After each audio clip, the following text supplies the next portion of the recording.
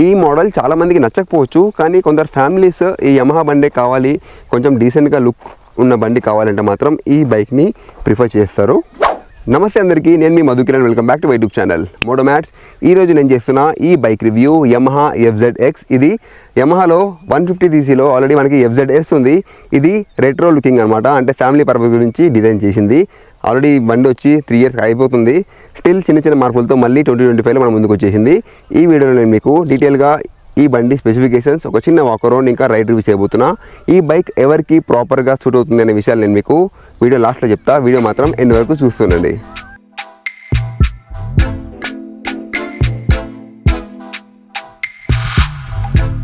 ఈ FZX variants ఇంకా colours, ఇందులో ఎలాంటి వేరియంట్స్ లేవు, సింగిల్ వేరియంటే. కానీ కలర్ ప్రకారం కొంచెం కాస్ట్ 5,000 దాకా అటు ఇటు ఉంది. దీని ప్రైస్ స్టార్ట్ అవుతుంది 1.68 lakhs నుంచి 1.75 lakh దాకా ఉంది. మీకు తెలిసిందే, ఇప్పుడు మనం బైక్ 150cc సెగ్మెంట్లో కొనాలంటే 1,50,000కి తక్కువ లేవు. 1,50,000 మార్కులు దాటేస్తున్నాయి అన్ని బండ్లు కూడా. సో దీని కాస్ట్ మాత్రం మనకి టాప్ అండ్ క్రోమ్ కలర్కి వెళ్తే 1.75 ఉంది. దీని కలర్స్ అన్నీ కూడా చూడడానికి చాలా డీసెంట్గా ఉంటాయి. అంటే ఫ్యామిలీ పర్పస్కి డిజైన్ అనుగుణంగా వీళ్ళు ఎక్కువ ఫంకీ కాకుండా సింపుల్ డిజైన్లో రెట్రో లుకింగ్ డిజైన్ చేశారనమాట. ఆ 5 కలర్లు నేను మీకు నెక్స్ట్ స్క్రీన్లో చూపిస్తున్నా, చూడండి.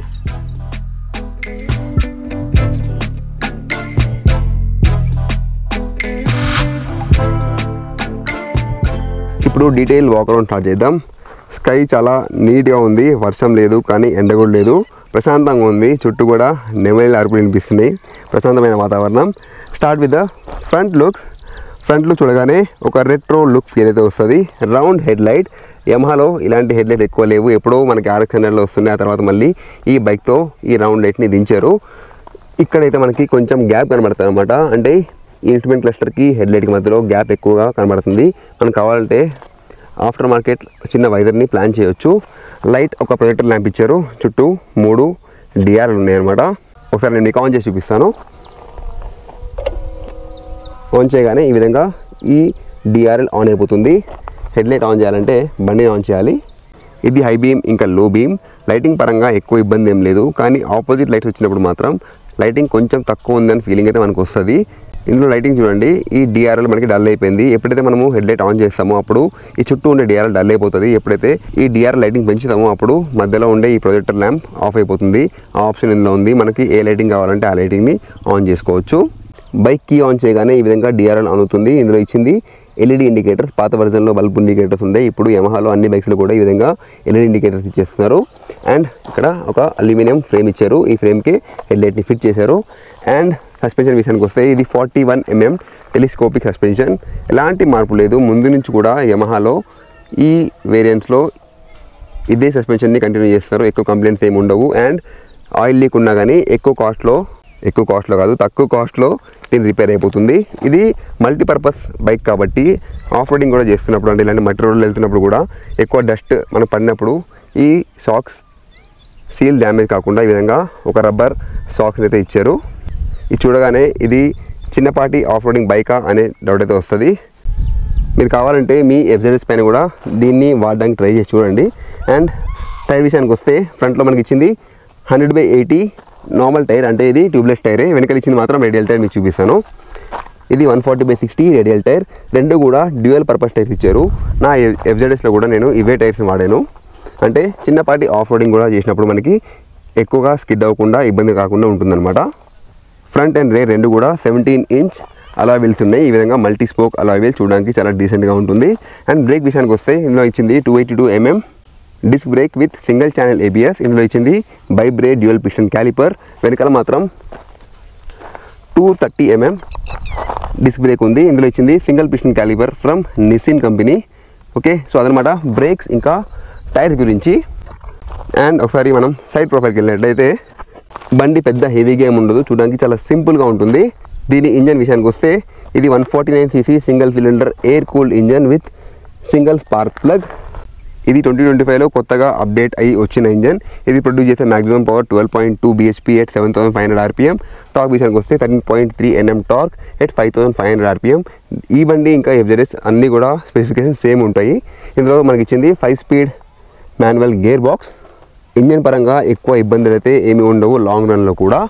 రైట్, ఈ ట్యాంక్ విషయానికి వస్తే ఇది చిన్న నెగిటివ్ అని చెప్పొచ్చు. ఇది మనకి మెటల్ ట్యాంక్.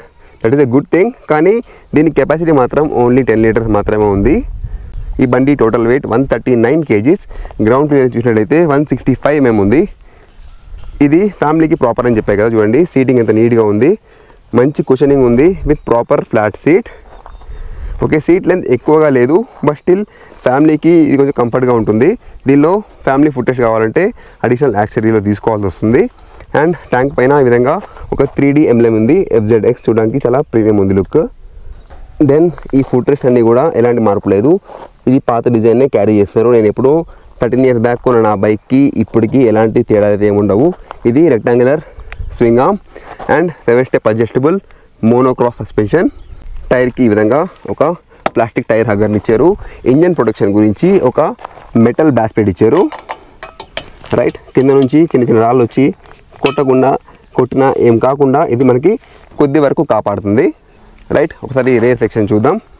వెనకాల వైపు కూడా మనకి ఇచ్చింది LED టెయిల్ ల్యాంప్. చూస్తారు కదా, 16 bulbs ఉన్న LED టెయిల్ ల్యాంప్. ఇది వీడియోలో ఈ విధంగా కదులుతుంది కానీ యాక్చువల్గా కదలట్లేదు. బ్రేక్ వేసినప్పుడు కొంచెం బ్రైట్ అవుతుంది. అండ్ ఈ విధంగా 2 వైపులా మనకి రిఫ్లెక్టర్స్ ఇచ్చారు, tyre hugger and grab rail. చూడడానికి ప్రీమియం లేదు, ఎక్కడ పడితే అక్కడ మనకి ఈ విధంగా వెల్డింగ్ జాయింట్ కనబడితే కొంచెం నెగిటివ్ అయితే మనకు అనిపిస్తుంది. కొన్ని ఈ విధంగా వెల్డింగ్ జాయింట్స్ ఈ బండిలో కనబడుతున్నాయి. ఇంకా ఫిట్ అండ్ ఫినిష్లో కూడా మనకి కొంచెం తేడా అనిపిస్తుంది. చూడండి, ఇక్కడ గ్యాప్ కనబడుతుంది, చూడండి ఇది గ్యాప్ అండ్ ఇదొక గ్యాప్, ఇదొక చిన్న గ్యాప్ ఉంది. సో ఈ విధంగా మనకి చిన్న చిన్న ఇష్యూస్ అయితే కనబడతాయి.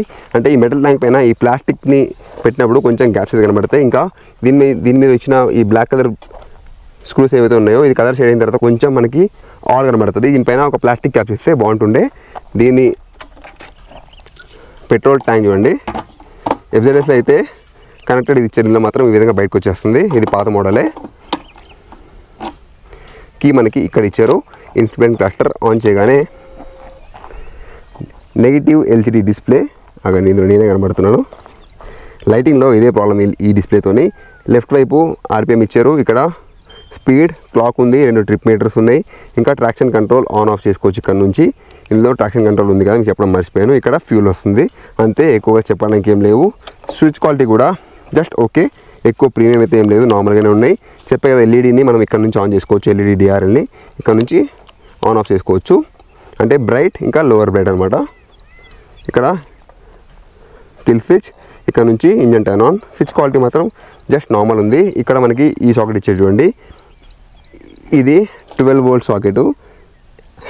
అంటే నార్మల్గా ఇక్కడ USB ఇస్తే బాగుంటుండే, దీనిలో కార్కి ఇచ్చినట్టు ఈ DC సాకెట్ని ఇచ్చారు. ఎందుకో ఇంత ఆలోచించి నాకు అర్థం కాలేదు. అండ్ ఇక్కడ చిన్న యమహా ఎంబ్లెమ్. ఒకసారి హార్న్ చెక్ చేసేద్దాం,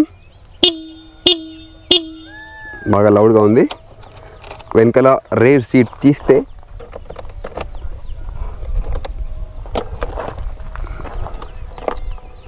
తిప్పి లిఫ్ట్ చేయాలి. ఓకే, సో ఇది సీట్ లోపల ఎలాంటి ఎక్కువ హంగామా లేదు. వైరింగ్ అయితే ఈ విధంగా ఓపెన్ ఉంది. ఎలకల నుంచి కొంచెం జాగ్రత్త, అప్పుడప్పుడు ర్యాట్ స్ప్రేని కొట్టుకోండి. ఓకే, ఇందులో ఇచ్చింది డౌన్ ట్యూబ్ చాసీ ఫ్రేమ్ అనమాట. ఓకే, సీట్ నార్మల్గా ఉంది, ఎక్కువ టూల్స్ లేవు. ఒకప్పుడు టూల్ ప్యాకెట్ ఇస్తుంది, ఇప్పుడు మాత్రం ఒక స్క్రూ డ్రైవర్ మాత్రం ఇస్తున్నారు. ఒక ఎల్ఎంకి కూడా ఇందులో ఇచ్చారు, ఎందుకంటే ఇవన్నీ ఎల్ఎంకి బోల్ట్స్ ఎక్కువ ఉన్నాయి కాబట్టి. కీ ఇక్కడ ప్లేస్ చేశారు. ఓకే రైట్, ఇంకా front disc brake, oil reservoir ఇక్కడ ఉంది. Rear disc brake, oil reservoir ఇక్కడ ఉంది. ఇది రేర్ బ్రేక్ పంప్ మిస్సింగ్ ఉంది, లోపల నుంచి మీకు కనబడుతుంది కదా. సో సైడ్ ప్రొఫైల్ ఈ విధంగా ఉంది. ఈ మోడల్ చాలామందికి నచ్చకపోవచ్చు, కానీ కొందరు ఫ్యామిలీస్ ఈ యమహా బండే కావాలి, కొంచెం డీసెంట్గా లుక్ ఉన్న బండి కావాలంటే మాత్రం ఈ బైక్ని ప్రిఫర్ చేస్తారు. చైన్ ఈ విధంగా ఓపెన్ ఉంది, ఇందులో side stand cut off switch కూడా ఉంది. ఒకసారి బైక్ ఇంజన్ని ఆన్ చేస్తాను, అంటే బైక్ని ఆన్ చేస్తాను, ఎగ్జాస్ట్ సౌండ్ ఏ విధంగా ఉందో చూద్దాం. ఎగ్జాస్ట్ సౌండ్ మాత్రం నాకు చాలా మంచిగా అనిపించింది. Turning on.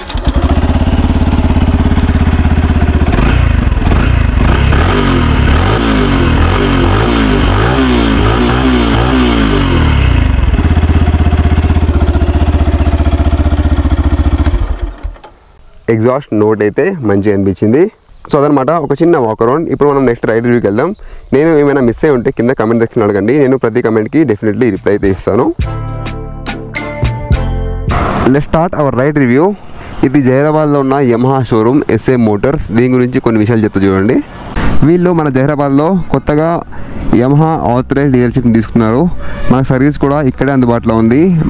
మార్కెట్లో హైదరాబాద్ కంటే కూడా తక్కువ కాస్ట్లో మనకి బైక్స్ దొరుకుతాయి. సర్వీస్ కూడా చాలా నీట్గా చేయిస్తారు. వీళ్ళ దగ్గర ప్రతి మోడల్ అందుబాటులో ఉంది. అంటే మార్కెట్లో మూవ్ అవుతున్న ప్రతి మోడల్ అందుబాటులో ఉంది. ఒకవేళ లేకపోయినా కానీ వీళ్ళు మీకు 1 డేలో అరేంజ్ చేస్తారు. మన జహీరాబాద్లో ఎప్పటి నుంచో ఒక ఆథరైజ్డ్ యమహా సర్వీస్ సెంటర్ ఉంటే బాగుంటుంది అనిపించింది. ఇప్పుడైతే మన ముందుకు వచ్చేసింది. మన ఛానల్ ద్వారా మీరు ఇక్కడ బైక్ కొంటే డెఫినెట్లీ మీకు హైదరాబాద్ కంటే కూడా తక్కువ కాస్ట్కి ఇప్పించే బాధ్యత నాది. ఈ రైడ్ రివ్యూలో నేను నా ఒపీనియన్ మొత్తం చెప్తా. దీని సస్పెన్షన్ ఎలా ఉంది, బ్రేక్స్ ఎలా ఉన్నాయి, దీని లో అండ్ టార్క్ పర్ఫార్మెన్స్ ఎలా ఉంది, దీని GTD ఎలా ఉంది, అంటే లైట్ త్రూ ట్రాఫిక్లో వెళ్తున్నప్పుడు ఇది ఏమైనా ఇబ్బంది చేస్తుందా, ఇంకా 1 to 5th గేర్ వరకు హైవే పైన దీని పర్ఫార్మెన్స్ ఎలా ఉంది అన్నీ నేను మీకు ఇప్పుడు టెస్ట్ చేసి చూపిస్తాను. రైట్, బండి స్టార్ట్.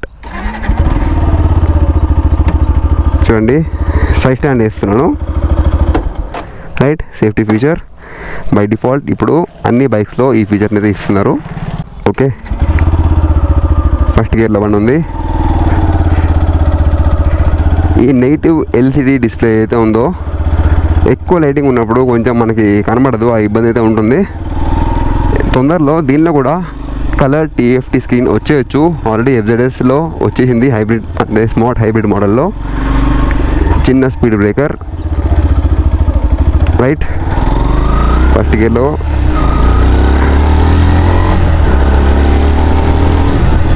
Breaking perfect. ABS ఉంటే మనకి ఎలాంటి టెన్షన్ ఉండదు. చిన్న స్పీడ్ బ్రేకర్, నైస్లీ హ్యాండిల్, బాగుంది.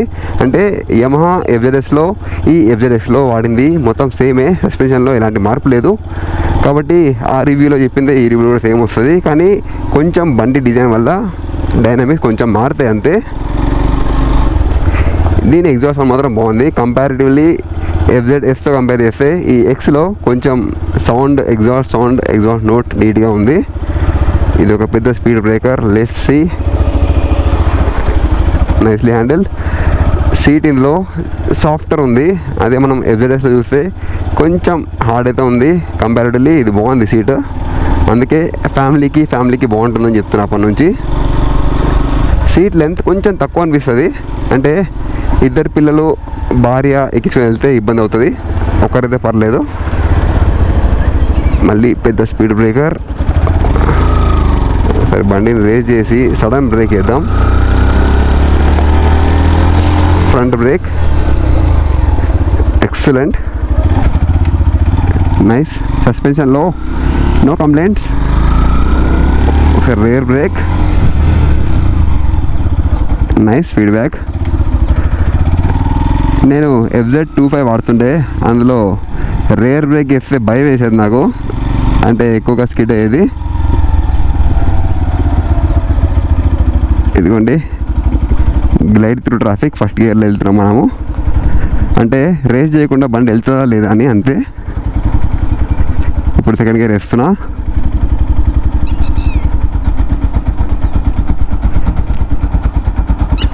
కొంచెం ఇబ్బంది పడుతుంది స్టిల్. ఓకే, సెట్ అయిపోయింది.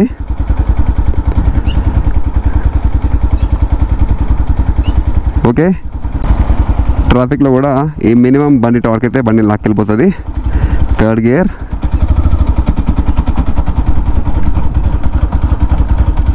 గేర్లో ఇంత లో స్పీడ్లో కొంచెం ఇబ్బంది అయితే పడుతుంది.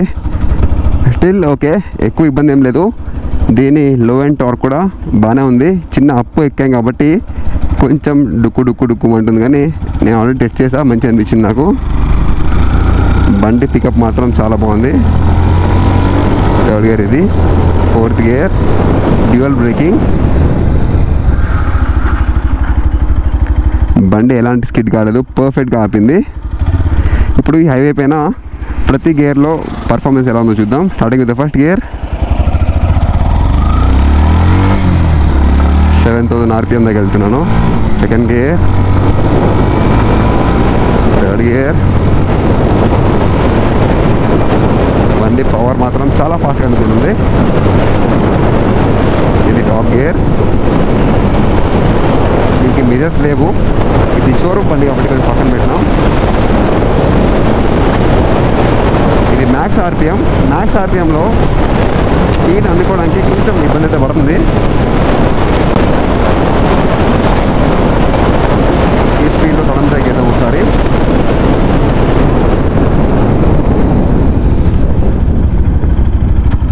Nicely handled. బండి డైనమిక్స్ కూడా బాగున్నాయి, రైడింగ్ డైనమిక్స్. దీనిలో స్పీడోమీటర్ కనెక్ట్ అయ్యలేదు, అందుకే మీకు టాప్ స్పీడ్ లాంటి టెస్ట్ ఏం చేయట్లేదు. అండ్ రైడర్ ట్రయాంగిల్ ఏదైతే ఉందో అంత ప్రాపర్గా లేదు, అంటే ఇది ఫ్యామిలీ పర్పస్ కాబట్టి ఈ లెగ్ అయితే ఉందో కొంచెం ముందుగా ఉంటుందన్నమాట. అంటే బ్యాక్ సైడ్ ఫుట్ పెక్స్ లేవు, కొంచెం ఫ్రంట్ వైపే ఉంటుంది. అంటే పెద్దవాళ్ళకి ఇది ప్రాపర్గా ఉంటుంది. అదే యంగ్ యూత్ ఎవరైతే ఉన్నారో వాళ్ళు నడిపించినప్పుడు కొంచెం ఫీల్ వేరే ఉంటుందన్నమాట. అంటే ఎవరైతే ఈ స్పోర్టీ సెగ్మెంట్ బైక్స్ వాడతారో వాళ్ళు ఈ బండి నడిపిస్తే ఇదేంద్రా బండి డైనమిక్స్ మారిపోయినాయి, అంత ప్రాపర్ ఫీల్ రావట్లేదు, కాన్ఫిడెన్స్ రావట్లేదు అనే ఫీలింగ్ అయితే వస్తుంది. ఎవరికైతే ఎక్కువగా బండి రేస్ చేయాలి, టాప్ స్పీడ్ కొట్టాలనుకుంటారో వాళ్ళకి అది ఆ ఫీల్ అయితే కొంచెం అనిపిస్తుంది అనమాట. బండి పికప్ అయితే బాగుంది, ఎగ్జాస్ట్ నోట్ కూడా సౌండ్ చాలా మంచిగా అనిపిస్తుంది, హ్యాండ్లింగ్ కూడా బాగుంది. టర్న్ చేసుకొని మళ్ళీ స్పీడ్ బ్రేకర్ ఎక్కిద్దాం, స్పీడ్ బ్రేకర్ కాదు ఫ్లైఓవర్ ఎక్కిద్దాం.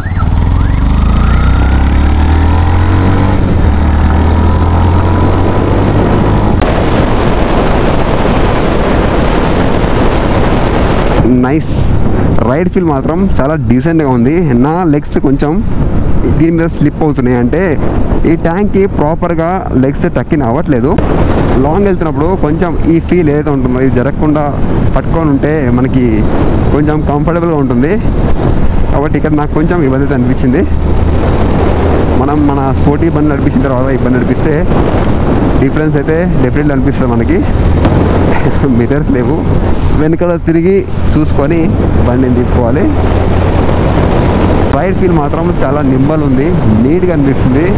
పవర్ కూడా ప్రాపర్గా రిలీజ్ చేస్తుంది, అంటే హెచ్చు తగ్గులు గ్రాఫ్ ఉంటుంది కదా పవర్ గ్రాఫ్, ఇలా అయితే అవ్వట్లేదు, నీట్గా పవర్ అందుకుంటుంది.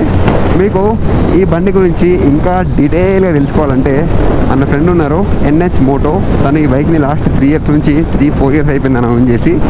తన దగ్గర ఉంది బండి, మీకు ఎలాంటి డౌట్ ఉన్నా తను డీటెయిల్గా మీకు ఆన్సర్ ఇవ్వగలుగుతారు. ఆయన వీడియో చెక్ చేయండి, ఆయన దీనిది ప్రాపర్గా మైలేజ్ టెస్ట్ చేశారు, డీటెయిల్ రివ్యూస్ చేశారు. దీంతో ఆయన స్పిటి లదాఖ్ అన్నీ ఇచ్చి పడేసింది అనమాట. అంటే ఇలాంటి బండితో అంత దూరం తను వెళ్ళొచ్చారు గ్యాంగ్తోని. తనకి మంచి ఎక్స్పీరియన్స్ అనమాట ఈ బండి మీద. You can check his videos. అంటే ఈ బండి వేసుకొని దూరం పోవచ్చా అంటే ఆయన చూస్తే అనిపిస్తుంది అనమాట, హ్యాపీగా వెళ్ళిపోవచ్చు అని చెప్పి. తన వెయిట్ కూడా కొంచెం ఎక్కువే ఉంటారు. ఈ బండి ప్రాపర్లీ హ్యాండిల్డ్. సో అదనమాట ఒక చిన్నగా పెద్దగానే అయిపోయింది రైడ్ రివ్యూ. నా ride review and my opinion లాస్ట్లో చెప్తా, వీడియో మాత్రం ఎండ్ వరకు చూస్తుండండి. మనం తెలుగులో ఇలాంటి ఆటోమోటివ్ రివ్యూ చేసే వాళ్ళు చాలా తక్కువ ఉన్నారు. సో ఇలాంటి వీడియోస్ మీరు చూస్తే డెఫినెట్లీ లైక్ కొట్టి సపోర్ట్ అయితే చేయండి, సబ్స్క్రైబ్ చేయండి. అప్పుడే మాకు కొంచెం ఇలాంటి షోరూమ్ వాళ్ళు పిలిచి బైక్స్ రివ్యూ చేయడానికి ఇస్తారనమాట. అంటే కొత్తగా బండి రాగానే రివ్యూ చేస్తే ఆనందం వేరుంటుంది. అది ఎప్పుడు వస్తుంది అంటే సబ్స్క్రైబర్ కౌంట్ కొంచెం ఎక్కువ ఉంటే అప్పుడు మనకి మన ఛానల్కి వాల్యూ పెరుగుతుంది. So I request you to subscribe and support. కుదిరితే షేర్ చేయండి, రీల్ కాదు వీడియోని. ఫైనల్గా ఈ FZX పైన నా పర్సనల్ ఒపీనియన్, ఇది ఫ్యామిలీస్కి ప్రాపర్ 150cc సెగ్మెంట్ అని చెప్పొచ్చు. చాలామందికి ఈ 150cc సెగ్మెంట్లో ఎక్కువ హంగులు ఉండకూడదు అనుకునే వాళ్ళకి ఈ బండి బాగుంటుంది. చూడడానికి ఒక డీసెంట్ రెట్రో ఫీల్ అయితే వస్తుంది. ఫ్యామిలీకి ప్రాపర్ సీటింగ్ అయితే ఉంది. ఇంకా పవర్ కూడా తెలిసిందే, యమహా అనేది ఇంజన్కి పెట్టిన పేరు కాబట్టి పవర్ కొంచెం తగ్గింది 2025లో కంపారిటివ్లీ పాత మోడల్తో కంపేర్ చేస్తే. ఇప్పుడు కొంచెం ఎమిషన్ నార్మ్స్ని అనుగురించి కొంచెం పవర్ని అయితే తగ్గించారు. బట్ స్టిల్ మీకు రైడింగ్ పరంగా ఎలాంటి ఇబ్బంది అయితే అవ్వదు. దీని మైలేజ్ కూడా మనకి 45 to 48 మధ్యలో అయితే వస్తుంది. అదే మీరు FZX వెళ్తే కొంచెం మైలేజ్ ఎక్కువ వస్తుంది బేస్డ్ ఆన్ ఇట్స్ వెయిట్, ఇంకా కొంచెం ఏరోడైనమిక్ డిజైన్ వల్ల. నేను పర్టికులర్లీ ఈ రౌండ్ లైట్కి పెద్ద ఫ్యాన్ అయితే కాదు, నాకు ఈ సెగ్మెంట్ కొంచెం నచ్చలేదు. మిగతా అంతా కూడా బాడీ పరంగా, బిల్డ్ పరంగా ఆల్ గుడ్. దీని టైర్స్ కూడా కొంచెం డ్యూయల్ పర్పస్ టైర్ ఇచ్చారు కాబట్టి చిన్న చిన్న ఆఫ్ రోడ్స్లో కూడా బండి వెళ్ళిపోతుంది. ఊళ్ళో నడిపించే వాళ్ళకి ఎలాంటి ఇబ్బంది అయితే అవ్వదు. దీని సస్పెన్షన్ పరంగా అయితే ఎలాంటి ఇబ్బంది లేదు. బ్రేక్స్ కూడా డ్యూయల్ డిస్క్ ఇచ్చారు. ఫ్రంట్లో ఏబిఎస్, వెనకాల ఏబిఎస్ లేదు. ఫ్రంట్లో డ్యూయల్ పిస్టన్ క్యాలిపర్, వెనకాల సింగిల్ పిస్టన్ క్యాలిపర్. బ్రేకింగ్ అయితే చాలా బాగుంది. పవర్ మీకు కొంచెం టాప్ స్పీడ్కి వెళ్తే లాగ్ అయితే ఉంటుంది.